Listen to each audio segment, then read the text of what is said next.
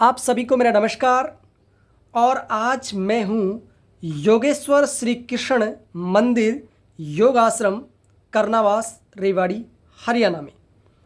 और इस मंदिर के जो महंत हैं, इस योगाश्रम के जो महंत हैं वो योगाचार्य योगेंद्र ब्रह्मचारी जी हैं, जो सामने आप देख पा रहे हैं।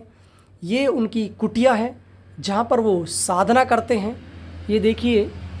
और योगाचार्य योगेंद्र ब्रह्मचारी को जब मैंने साधना करते हुए देखा तो मुझे योग की एक दुर्लभ वस्तु दिखाई दी, यानी मुझे एक मृगचर्म यानी स्किन ऑफ डियर, मृग छाल जिसे कहते हैं, जिसका योग ग्रंथों में वर्णन मिलता है, वो मुझे दिखाई दी। मैंने अपने जीवन काल में वो मृगचर्म पहली बार देखी तो मेरी जिज्ञासा उत्पन्न हुई कि मैं आचार्य जी से इसके बारे में जानूं, क्योंकि योग की बहुत ही गुप्त वस्तुएं भी होती हैं, विद्या भी होती है, वो सभी को बताई नहीं जाती है। लेकिन ये मेरा सौभाग्य है कि जैसे मैंने आचार्य योगेंद्र जी से निवेदन किया कि आचार्य जी, मैं इस दुर्लभ वस्तु के दर्शन करना चाहता हूँ और साथ में जो मेरे से जुड़े हुए योग साधक साधिकाएं भाई बहन हैं उन तक मैं ये जानकारी पहुँचाना चाहता हूँ, मेरा सौभाग्य होगा अगर आप मुझे ये अवसर देते हैं। तो उन्होंने सहर्ष मेरे निवेदन को स्वीकार किया और जिसका परिणाम आप देख पा रहे हैं, ये वीडियो बन पा रहा है। तो देखिए, योगाचार्य जी योग में क्वालिफाइड हैं, यानी मास्टर डिग्री की हुई है, वाईसीबी किया हुआ है, एनडीडीवाई किया हुआ है और भी योग में कई तरह के कोर्स किए हुए हैं। और पिछले लगभग 20 से 22 वर्षों से गांव-गांव जाकर योग शिविर लगा चुके हैं। लगभग 20 से 22 वर्षों में हजारों से ज़्यादा शिविर लगा चुके हैं, जिसमें हरियाणा से बाहर त्रिपुरा, पंजाब, राजस्थान, दिल्ली, अनेक राज्यों में भी शिविर लगा चुके हैं। तो आचार्य जी ने आर्मी में सेवाएं दी हैं, लगभग 7 वर्ष आर्मी में रहे। उसके बाद वहाँ से त्याग पत्र देने के बाद गली गली, मोहल्ले मोहल्ले, गांव गांव, शहर शहर योग की अलख जगाने के लिए निकल चुके। तो आचार्य जी, मैं प्रणाम करता हूँ, नमस्कार करता हूँ, आज आपका स्वागत है। जी आचार्य जी, आपका लंबा योग का अनुभव रहा है और मैं देख रहा था कि आप साधनारत थे इस कुटिया में, और आप जिस मृगचर्म पर बैठकर साधना करते हैं, ये मैंने पहली बार देखी है। आप साधना के बाद इस मृगचर्म को कहीं छुपा कर रख देते थे, और ये जहाँ देखिए रोज़ यज्ञ हवन करते हैं या हम कहीं की धूना रमाते हैं गुरुजी, और ये आप देख रहे हैं गुरु गोरखनाथ जी भी हैं। तो ये साधना कक्ष है जहाँ पर वीडियो बनाना भी निषेध होता है, लेकिन गुरुजी, आचार्य जी, ब्रह्मचारी जी शिक्षित व्यक्ति हैं, तो उन्होंने कहा कि कोई बात नहीं, आप बनाइए, हम कोई बुरी चीज़ नहीं बता रहे, हम अच्छी चीज़ बता रहे हैं और जानकारी फैलाना हमारा फ़र्ज है, धर्म है, कर्तव्य है। तो गुरुजी, मैं जानना चाहता हूँ कि ये जो मृगचर्म है, पहली बार स्क्रीन पर आप भी देख पा रहे होंगे, पूरे देश के लोग देख पा रहे होंगे कि मृगचर्म के ऊपर गुरुदेव बैठे हैं, क्योंकि योग ग्रंथों में या तो मृगचर्म का वर्णन मिलता है या फिर कुशाघास का वर्णन मिलता है या शेर की जो चर्म होती है उसका वर्णन मिलता है। लेकिन आप साक्षात देख पा रहे हैं मृगचर्म के ऊपर बैठकर साधना करते हैं।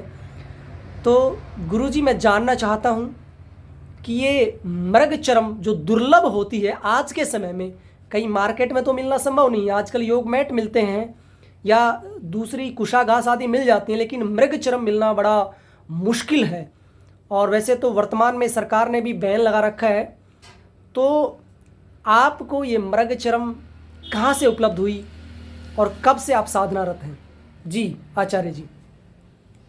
जी, पहले तो मैं आपके चैनल के माध्यम से सभी दर्शकों का धन्यवाद करता हूं और आपका भी धन्यवाद करता हूं जो आपने ये प्रयास किया और मृगचर्म के बारे में आपने जानने की कोशिश की है, प्रयास किया है, वो ठीक किया है।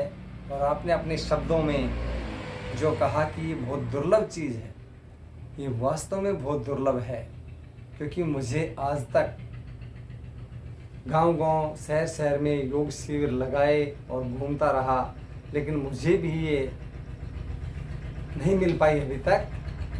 लेकिन मैं कुछ समय पहले गुरु के पास गया, जो मेरे मार्गदर्शक रहे, तो गुरु जी ने मुझे अनेकों वस्तुएं दी जो बहुत ही कीमत रखती हैं अपने आप में, लेकिन उन्होंने मृग छाल मुझे दिया तो मैंने इनको पहले कभी देखा नहीं था। तो मैंने देख करके एकदम से अचरज किया कि आज तो सब चीज़ गौण और मृग छाल जो है ये मुख्य हो गई।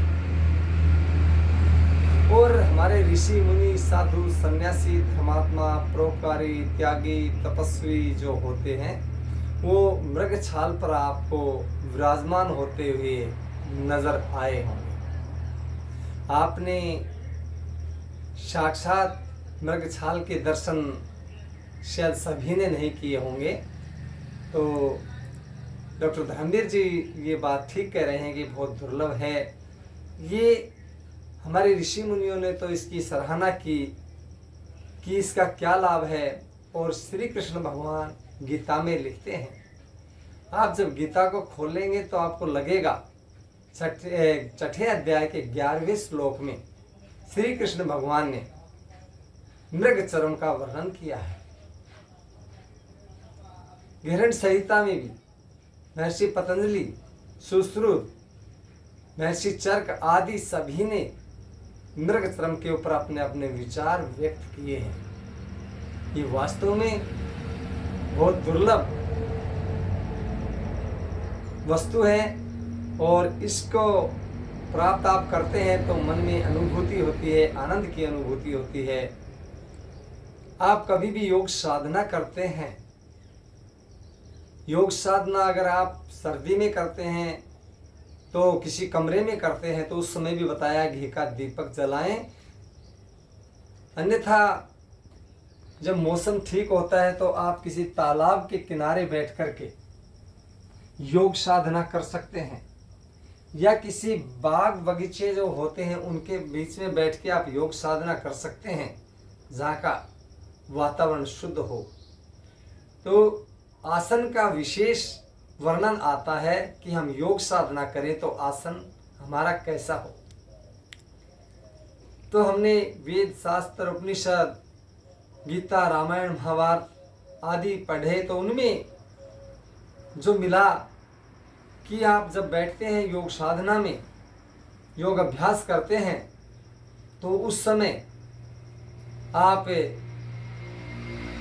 घास का एक आसन होता है, कुशा घास, उस पे आप बैठ के करते हैं। कुशा घास के ऊपर आप मृग छाल, मृग चर्म बिछा करके और उसके ऊपर कपड़ा डाल करके, अब इस पे कपड़ा नहीं डाला है, आप जानने की कोशिश करेंगे, क्योंकि धर्मवीर जी ने कहा था जी हम अपने दर्शकों को ये दिखाना चाहते हैं, तो हम जो बोलते हैं वैसा करें तो अच्छा लगता है सबको। लेकिन ये मैंने क्लियर इसलिए किया है कि आप सभी के ये प्रश्न होता कि जी आपने तो कपड़ा नहीं डाला है, तो ये इसलिए तो कपड़ा डाल करके आप बैठ करके जब योग साधना करते हैं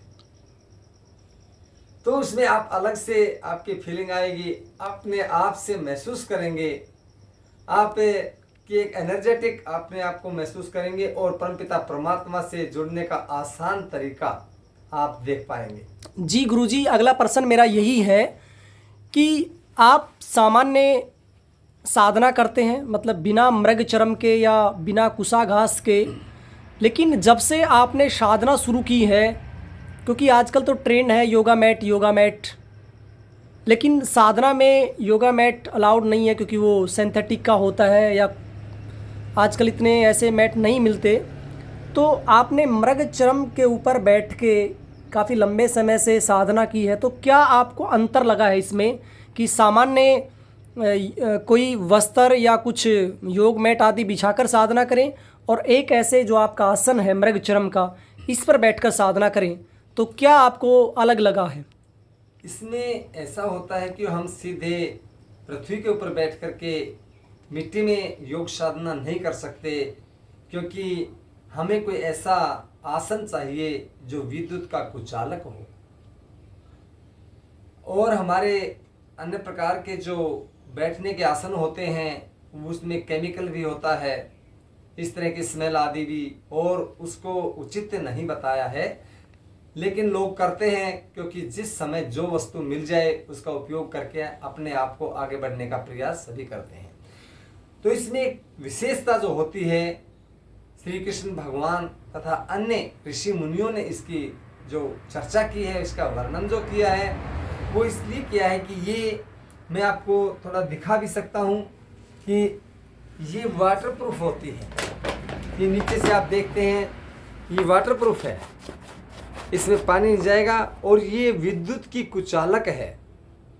और कहाँ पीछे कुसा घास आदि बिछाएं और उसके बाद में ये फिर कपड़ा बिछाएं। आसन जितना मोटा हो तो अच्छा होता है। और इसकी एक विशेषता जो मैं आपको बताना चाहूँगा कि हम बैठते हैं योग साधना में, तो हमें ये होता है कि कोई जीव आ सकता है, कोई जहरीला जीव भी आ सकता है, तो हमें वो पीड़ा दे सकता है, तो साधना में बाधा आ सकती है। तो इसलिए हम निर्भय होकर के साधना में बैठेंगे, तभी हमारी साधना पूरी हो पाएगी, सफल हो पाएगी। तो निर्भय होने का जो वर्णन आता है, आप निर्भय होकर बैठे, तो ये जो चर्म मृग चर्म है, इसके अंदर ये भी गुण बताया गया है एक तरह से कि इसकी जो स्मेल इस तरह से है कि इसके अंदर जहरीले जानवर प्रवेश करना उनके लिए निषेध माना जाता है। निषेध का मतलब वो खुद अपने आप से, अपने स्वभाव से ही इसके पास आएंगे, तो इसमें ऐसी स्मेल को देख के वापिस हो जाते हैं। तो आप इस बात से निर्भीक हो जाते हैं। आप मतलब गुरुदेव ये कहना चाह रहे हैं कि इस मृग छाल को बिछाने से जो कीड़े मकोड़े दूसरे जो छोटे जीव होते हैं वो अपने आप ही स्वतः इसकी सुगंध कहें या इसकी स्मेल कहें, उससे वो स्वतः ही दूर चले जाते हैं। तो साधना में कोई विघ्न नहीं आता है, कोई बाधा नहीं आती है। जी, आपने बहुत ही महत्वपूर्ण बात बताई कि ये विद्युत की कुचालक है और एंटी ग्रेविटी का भी काम करती है। हाँ बिल्कुल, ये एंटी ग्रेविटी है और इसके अंदर ये जो गुण बताए हैं, तो ये योग साधना में सारे इसका आप फायदा मिलेगा। और योग साधना में आपके लिए आपको गुरुदेव क्या डिफरेंट अनुभव हुआ है? पहले मैं योग साधना करता था जैसे सिंपल आसन पे बैठ करके, तो उसमें मन लगाना, योग साधना में सफलता प्राप्त करने में काफ़ी टाइम लगता था, समय लगता था उसमें। और मन लगे लगे ना लगे, इसका भी हम पूरी आपको विश्वास नहीं दे सकते हैं। लेकिन मृग छाल पे बैठते ही अपने आप से हम अनुभव करते हैं कि हम तो परमपिता परमात्मा की गोद में बैठ चुके हैं। अब परमपिता परमात्मा की गोद में जब बैठते हैं तो सारे भय खत्म हो जाते हैं। आपने देखा होगा कि शेर दौड़ा आ रहा है और बच्चा उसके आगे आगे दौड़ रहा है, शेर उसको खाने के लिए, लेकिन वो बच्चा अपने पिता के पास पहुंच जाता है और पिता की गोद में जाके बैठने से, पिता के गोद में बैठने से शेर भले ही सामने खड़ा हो, लेकिन बेटा निर्भय हो जाता है बच्चा, आगे अब मैं अपने पिता की गोद में हूँ, अब मेरा कोई कुछ नहीं बिगाड़ सकता। इसी तरह से जब आप किसी सुरक्षित आसन पर बैठ के योगाभ्यास और साधना करते हैं, तो परमपिता परमात्मा की गोद का जो अनुभव होता है, तो वो तो पिताओं का पिता है। जब एक सामान्य पिता की गोद में बैठ के बच्चा सुरक्षा अपनी पूरी मानता है, तो हम परमपिता परमात्मा की गोद में बैठ के अपने आप को सुरक्षित महसूस करते हैं। जी, आपने बहुत ही बड़ी बात बताई है कि मृग छाल या मृग चर्म या स्किन ऑफ डियर के ऊपर जब बैठते हैं तो व्यक्ति अपने आप को समर्पित महसूस करता है। एक अलग ही अनुभूति होती है जिसको शायद शब्दों में बयां करना बहुत ही कठिन है, बहुत ही मुश्किल है, क्योंकि कुछ ऐसी योग की गूढ़ बातें होती हैं जो शायद कैमरे पर बोलना मुश्किल हो जाती हैं। लेकिन फिर भी गुरुदेव हमें बता रहे हैं, आचार्य योग के हमें बता रहे हैं कि इसके ऊपर बैठने का जो आनंद है, उसकी जो अनुभूति है, वो अपने आप में ही अलग ही फीलिंग होती है। और ये मेरा भी सौभाग्य रहा कि गुरुदेव से निवेदन करके मैं भी इसमें बैठा कुछ देर के लिए, तो वास्तव में ही मन एकाग्र होता है और जो इधर उधर मन भटकता है वो एकाग्र हो जाता है और जो चित्त है आपका वो स्थिर हो जाता है। तो योगियों ने कोई ऐसी दुर्लभ वस्तु बताई है तो इसका मतलब उसके पीछे कोई ना कोई साइंस है, कोई ना कोई विज्ञान है। तो गुरुदेव, क्या आज तो मुझे लगता है कि ये छाल मिलना मुश्किल है, क्योंकि सरकार ने भी इस पे बैन लगा रखा होगा। क्योंकि अब मैं आपसे ये भी जानना चाहता हूँ कि हिरण की जो छाल है या चर्म है इसके ऊपर ही क्यों बैठें, क्योंकि ये हिंसा में नहीं आता क्या? किसी जानवर की हिंसा करके हमने मृग छाल को लिया और उसके बाद हम साधना करें, तो योग में तो हिंसा में है ये। बिल्कुल। पहले तो मैं आपकी जो पहले वाली बात थी उसको क्लियर करता हूँ,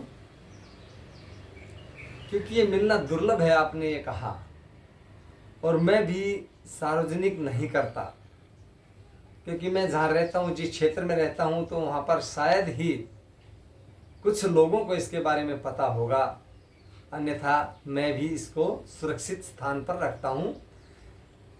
डॉक्टर धर्मवीर जी बहुत ही क्लोज हैं, क्योंकि क्लोजेस्ट इसलिए हैं कि साधु सन्यासियों के लिए तो सब बराबर होते हैं, लेकिन एक पिता के लिए बच्चे भी थोड़े डिफरेंट हो जाते हैं। इसी तरह से साधु सन्यासियों के लिए भी ज़्यादा पिता परमात्मा की भक्ति करना, साधना करना, परमपिता परमात्मा से लगाव रखना, उसका सुंदर व्यवहार इस तरह से होता है, तो साधु सन्यासी भी उसकी तरफ झुकता है। तो इसलिए धर्मवीर जी ने इस पे नज़र डाली और डालते उन्होंने पूछने का प्रयास किया, तो मैंने इनको बताया। दूसरी बात, धर्मवीर जी ने कहा कि ये हिंसा में आता है। बिल्कुल ठीक बात है, क्योंकि एक जीव की छाल है ये, और हम किसी की छाल का प्रयोग करते हैं तो आम आदमी कह देता है आप इस तरह से हिंसा की पात्र हो सकते हैं। लेकिन इसमें क्या होता है कि कोई जीव अगर अपने प्राण त्याग देता है किसी कारणवश, और उस चीज़ को हम धरती में गाड़ देते हैं, जैसे ज़मीन के अंदर, या जो भी कुछ करते हैं, तो वो गल के को वो कुछ दिन में मिट्टी हो जाता है। तो अगर वो जीव स्वतः ही किसी कारण से अपने प्राण त्यागे हैं उसने, तो वो चीज़ को हम ले करके और उसका सदुपयोग कर सकते हैं, तो वो चीज़ हिंसा में नहीं आती है। जी गुरुदेव, बिल्कुल ठीक कहा आपने, क्योंकि जंगल में उस ज़माने में, क्योंकि ये मृग छाल का जो चलन है वो हज़ारों 2000 3000 साल पहले से रहा है। उस समय धरती पर जानवर भी बहुत होंगे, हिरण और शेर आदि तो घूमते होंगे खूब। और ये बात आपकी बिल्कुल सही है कि जैसे कहा जाता है कि मरने के बाद डोनेशन करना चाहिए। जैसे आपने बताया कि मरने से पहले अगर आप या मरने वाले हैं या उस समय मर गए तो तुरंत आप हार्ट भी डोनेट कर सकते हैं, या बॉडी के कुछ ऑर्गन्स हैं, कुछ लोग तो पूरी बॉडी डोनेट कर सकते हैं।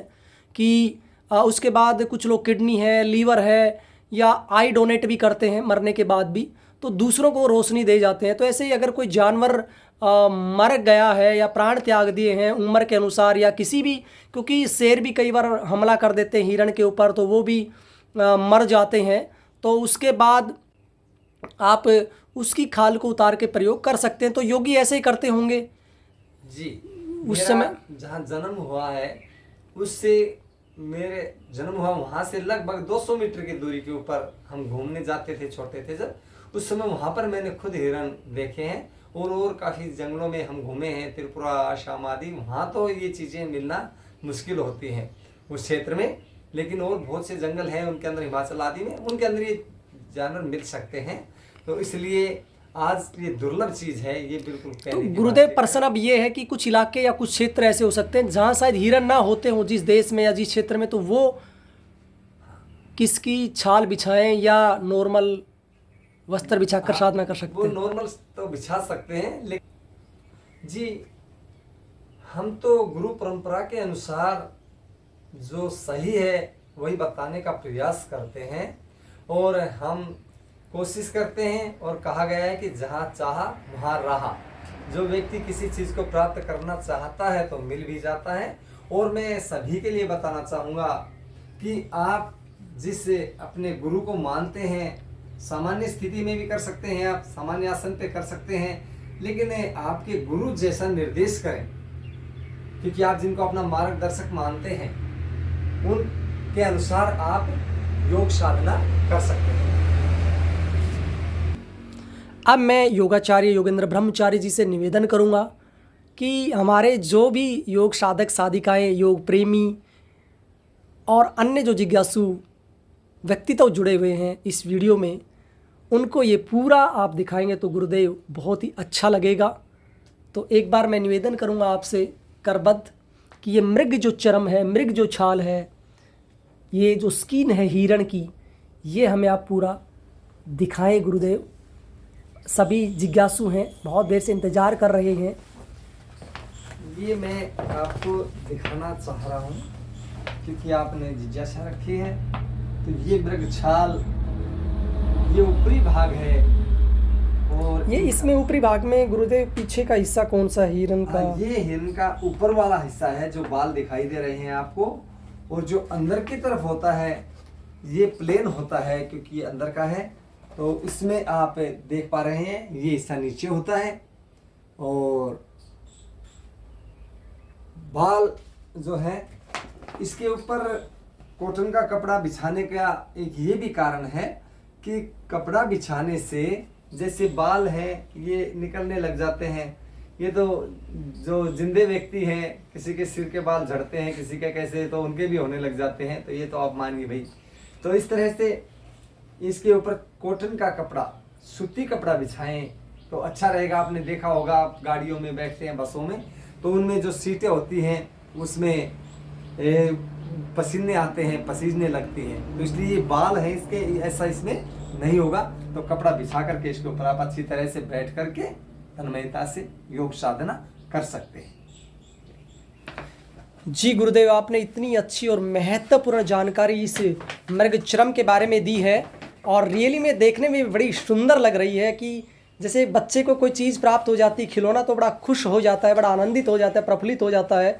लेकिन आज तो हमें साक्षात ऐसी चीज़ मिल गई हम सब योगियों को, जिसके दर्शन करके हम गदगद हैं। देखिए, मतलब बिल्कुल सिंह चरम की तरह ये लग रही है। और कितना लंबा, लगभग कितना लंबा होता है गुरुदेव? ये लगभग 2.5 फुट के आसपास लंबाई होती है लंबाई है इसकी अभी फिलहाल। और बाकी तो चौड़ाई कितनी होती है? हाँ, लगभग 2 फुट के आसपास में इसकी चौड़ाई है। चौड़ाई होती है। हाँ, बाकी तो हिरन तो छोटे बड़े भी हो सकते हैं, लेकिन तो गुरुदेव मतलब ये मेन आसन न करके इस पे ध्यान के लिए ज़्यादा उपयोगी है। ये ध्यान के लिए विशेष होता है, मेडिटेशन के लिए जब आप बैठते हैं उस पे। बाकी योग तो 8 अंग है योग के, तो उसमें आसन और प्राणायाम, और 7वां अंग है वो ध्यान का है, तत्पर प्रत्येक तानता ध्यानम। तो वो 7वां है, तो ध्यान के लिए अच्छा है। बाकी योग आप अभ्यास करते हैं आसन का, तो वो उसमें आप कोई वैसा आसन बिछा करके कर सकते हैं। सूती वस्त्रवादी, सूती वस्त्र भी बिछाएं, और थोड़ा मोटा हो जिससे कि पृथ्वी से आपका अर्थ न बन पाए। जी जी। तो ये योग साधना के लिए, ध्यान के लिए विशेष। आप ये अच्छे से देख लीजिए, देखिए कितने ये बाल भी आपको दिखाई दे रहे हैं इसके ऊपर, है ना। उनका जो अलग अलग कलर कॉम्बिनेशन है, ये देखिए वाइट। मेरा सौभाग्य है कि इसको मुझे स्पर्श करने का अवसर मिला, क्योंकि गुरुदेव इसके बाद इसको फिर किसी गुप्त स्थान पर रख देंगे, ताकि आम व्यक्ति या नॉर्मल जो व्यक्ति है वो इसको ना देख पाए, ना छू पाए, और इसको न ही इसकी, क्योंकि इसमें एक एनर्जी का प्रवाह अलग होता है। ये देखिए मैं दिखा रहा हूँ, ये आपको देखो, इसके ऊपर बाल हैं, है ना। तो बहुत ही अच्छा लग रहा है मुझे, बहुत ही अच्छी अनुभूति हो रही है। ये पहली बार ऐसा मैं देख पाया, ऐसी मृगचरम को, मृगछाल को। योग ग्रंथों में हमने सिर्फ पढ़ा था, लेकिन एक योगी के पास जब मैं आया, एक योग साधक के पास में आया, तो मैंने ये सब देखा। क्योंकि गीता में भगवान श्री कृष्ण कहते हैं 6ठे अध्याय के 46वें श्लोक में कि तपस्वी भयो धीको योगी, ज्ञानी भयो अपि मतोधिकः कर्मी वैसे धीको योगी, तस्मात् योगी भय अर्जुन। हे अर्जुन, योगी का स्थान तपस्वियों से, ज्ञानियों से और सैकाम कर्मियों से बढ़कर होता है, अतः तू समग्र रूप से योगी बन जा। तो एक योगी के पास आया, और योगी के पास मुझे ऐसी दुर्लभ एक योग आसन हमें दिखाई दिया, और उस आसन को देखकर हम बहुत ही खुश हुए, बहुत ही अच्छा लगा। और इस पूरी कुटिया को भी हमने देखा कि कैसे यहाँ पर एक धूना है जिसमें यज्ञ होता है, हवन होता है, और यहाँ पर गुरु गोरखनाथ जी की तस्वीर भी लगी हुई है। ये बहुत ही बड़ा आश्रम है, चारों तरफ एक जंगल है और साथ में पीछे एक तालाब है, बहुत ही भव्य तालाब है और उसके चारों ओर पेड़ लगे हुए हैं घूमने के लिए। लगभग 6-7 एकड़ में पूरा आश्रम बना हुआ है, बहुत ही भव्य और बहुत ही अच्छा आश्रम है। तो आचार्य जी, हम सब की तरफ से, हम सब साधक भाई बहनों की तरफ से, सभी योग जिज्ञासुओं की तरफ से आपको हम प्रणाम करते हैं, आपके प्रति कृतज्ञता प्रकट करते हैं कि आपने इतनी महत्वपूर्ण और अच्छी जानकारी हमें दी। तो मैं आप सभी से भी निवेदन करना चाहता हूं, अगर आप कोई और भी जानकारी लेना चाहते हैं तो निसंदेह निसंकोच आप कमेंट बॉक्स में जाकर कमेंट लिख सकते हैं। आपका कोई क्वेरी हो, कोई क्वेश्चन हो, और इस वीडियो में कुछ ऐसा लगता है कि आपको छूट गया है, कुछ जानकारी आप साझा करना चाहते हैं या किसी और ने भी मृगचर्म को देखा है, तो आप लिख दीजिए अपना नाम और कहाँ पर आपने मृगचर्म को देखा, ताकि दूसरे योग साधक साधिकाएँ जो भाई बहन हैं उनको भी पता चले। तो आज के लिए इतना ही। गुरुदेव, पुनः आपका हम अभिनंदन करते हैं, आपके प्रति साष्टांग नमस्कार करते हैं, आपके चरणों में हृदय की गहराइयों से नमन करते हैं। तो आपका बहुत बहुत धन्यवाद गुरुदेव। सभी का धन्यवाद।